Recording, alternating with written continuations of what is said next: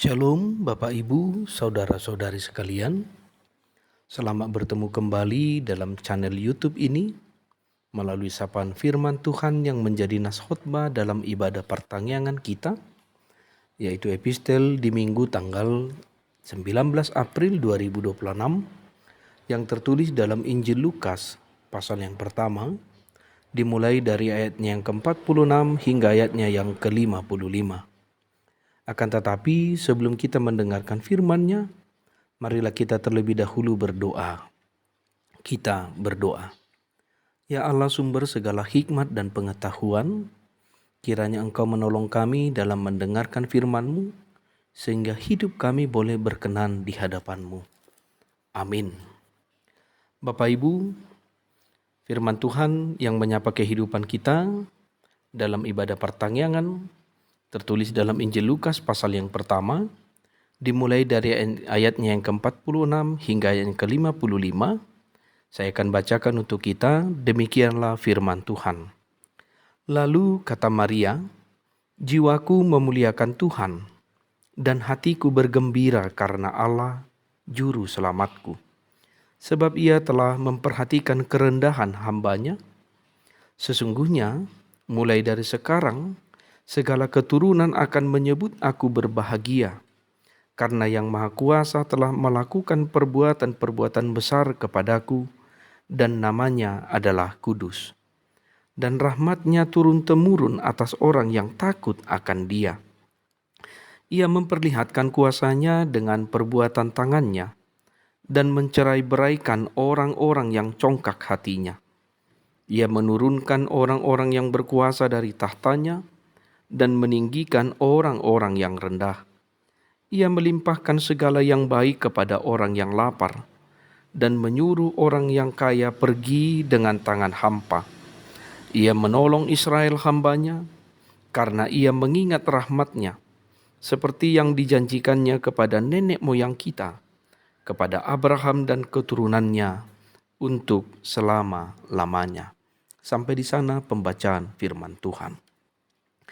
Bapak Ibu, saudara-saudari yang terkasih di dalam nama Tuhan Yesus Kristus, hal apakah yang biasanya membuat kita bergembira?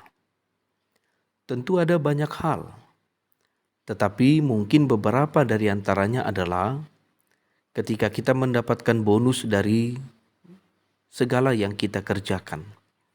Mungkin saat anak-anak kita lulus ujian, atau mungkin saat kita berdoa dan Tuhan memberkati doa itu sesuai dengan keinginan kita. Tetapi tahukah kamu, itu adalah kegembiraan yang wajar. Namun hari ini kita akan belajar tentang bergembira yang sejati, yaitu dari seorang yang bernama Maria, di mana situasi yang dialami oleh Maria saat itu sebenarnya cukup berisiko. Dan bahkan Maria masih dalam keadaan yang menakutkan itu. Kenapa? Karena ia hamil sebelum menikah, sehingga memberikan ancaman yaitu sanksi secara sosial dan bahkan mungkin akan merenggut nyawanya. Tetapi di ayat 47, ia berkata, hatiku bergembira karena Allah Juru Selamatku. Satu hal yang perlu kita ingat adalah bahwa Maria tidak bergembira karena situasinya mudah, tetapi karena Allah yang selalu menyertai dan memberkati kehidupannya. Oleh karena itu pertanyaannya bagi kita saat ini adalah, bagaimana kita bisa tetap bergembira di dalam Tuhan di saat kita menghadapi pergumulan yang sangat berat, atau di saat kita sedang berada dalam situasi yang kacau balau. Dari Maria kita akan belajar untuk tetap bergembira di dalam Tuhan, meskipun dalam badai yang besar. Apakah itu? Yang pertama, Bapak Ibu, saudara-saudari sekalian, kita akan belajar dari Maria dengan mengalihkan pandangan dari masalah kepada kebesaran Tuhan. Bapak Ibu yang dikasihi oleh Tuhan Yesus Kristus, dalam nas khotbah ini diperlihatkan bahwa Maria berkata, Jiwaku memuliakan Tuhan. Kata memuliakan itu berarti memperbesar. Melalui hal itu timbul pertanyaan bagi kita. Dalam hidup ini, apakah yang lebih sering kita perbesar? Allahkah atau masalah yang sedang kita hadapi? Realita kehidupan yang acap kali terjadi adalah kegembiraan kita hilang karena kita lebih sering memperbesar masalah daripada memperbesar Tuhan. Bapak, Ibu, saudara-saudari yang terkasih, hidup kita ini boleh kita umpamakan layaknya lensa kamera, di mana ketika titik fokus lensa itu kita arahkan kepada kerikil, dan ketika zoom kamera itu kita perbesar hanya pada kerikil itu saja, maka batu itu akan tampak sangat besar dan bahkan hampir menutupi setiap sudut pandang kita. Tetapi ketika titik fokus kita arahkan kepada langit, maka batu itu akan menjadi sangat kecil dan bahkan tidak akan mampu menghalangi pandangan kita. Apakah artinya? Itu menjadi sebuah ajakan bagi kita untuk tidak menzoom masalah yang ada, tetapi mari menzoom kuasa dan janji Allah dalam setiap tapakan kehidupan ini. Sebagaimana yang dilakukan oleh Maria. Maria tidak mengarahkan fokus hidupnya kepada pergumulan yang sedang terjadi, tetapi kepada kuasa dan janji pertolongan Tuhan. Maka dengan itu perbesarlah pandangan kita kepada kuasa Tuhan. Ya, masalah mungkin tidak langsung hilang, tetapi ingatlah, kedamaian akan datang karena kita tahu Tuhan lebih besar dari setiap pergumulan yang ada. Maka perkataan bergembira di dalam Tuhan ada lebih banyak mempercakapkan tentang kuasa Allah daripada berat dan banyaknya pergumulan yang sedang kita hadapi. Sehingga pembicaraan di meja makan bukan tentang harga cabai, harga tomat, atau harga bawang sedang naik. Tetapi mulailah dengan perkataan, meskipun bulan ini sulit, tetapi syukur kepada Allah karena sampai saat ini kita masih dicukupkan. Yang kedua, Bapak Ibu, menyadari bahwa kita dilihat oleh Tuhan. Di ayat ke-48 dikatakan, Maria bersyukur karena Tuhan memperhatikan kerendahan hambanya. Kegembiraan sejati muncul saat kita sadar bahwa kita tidak sendirian. Tuhan bukanlah Tuhan yang jauh. Dia adalah Allah yang omnipresent. Dia adalah Tuhan yang memperhatikan setiap detail kehidupan kita. Jemaat Tuhan, di dalam rumah tangga, mungkin kita merasa lelah karena kita merasa tidak ada anggota keluarga yang menghargai jerih payah kita. Atau mungkin dalam persekutuan yang kita hidupi, kita merasa tidak ada yang melihat penata layanan yang kita lakukan. Ingatlah, Tuhan melihat semuanya itu. Dia memperhatikan ketulusan kita. Oleh karena itu, kegembiraan kita tidak boleh bergantung pada pujian orang lain, tetapi bergembiralah pada perhatian Allah dalam hidupmu. Maria mengingatkan kita bahwa mata Tuhan tertuju pada orang yang rendah hati, di sudut rumah yang paling sepi sekalipun.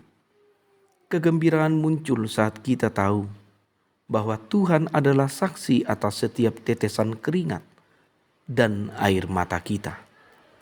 Hal ini memperlihatkan melalui perkataan Maria, sesungguhnya mulai dari sekarang segala keturunan akan menyebut aku berbahagia.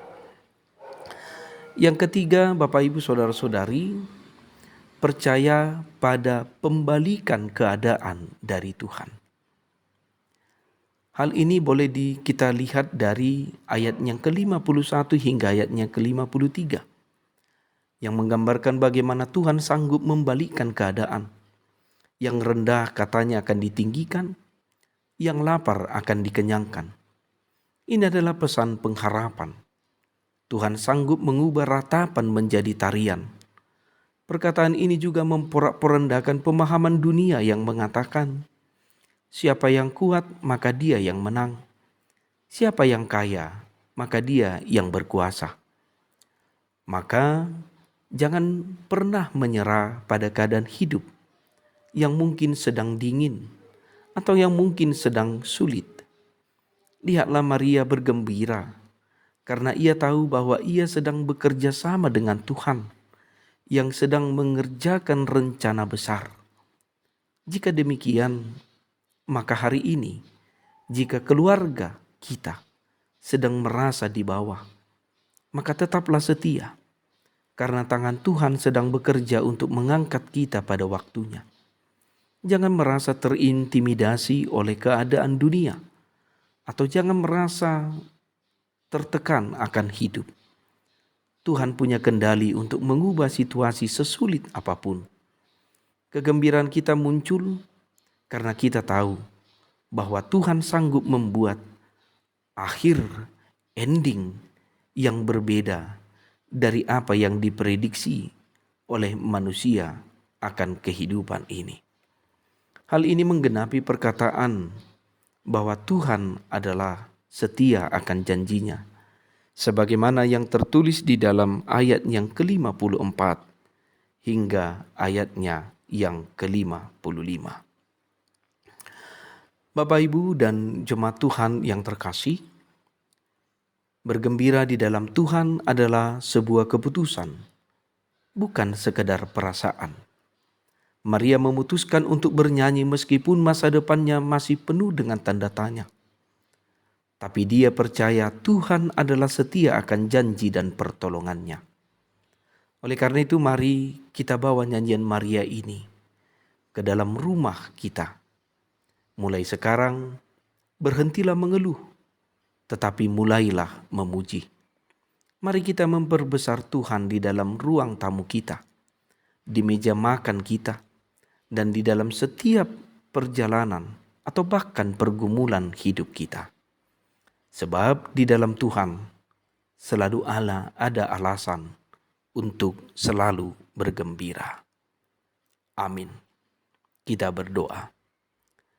Bapa yang baik, biarlah kuasa Roh Kudus-Mu senantiasa menuntun kehidupan kami, sehingga dalam segala aspek kehidupan ini, kami boleh tetap memutuskan, yaitu selalu bergembira di dalam Tuhan.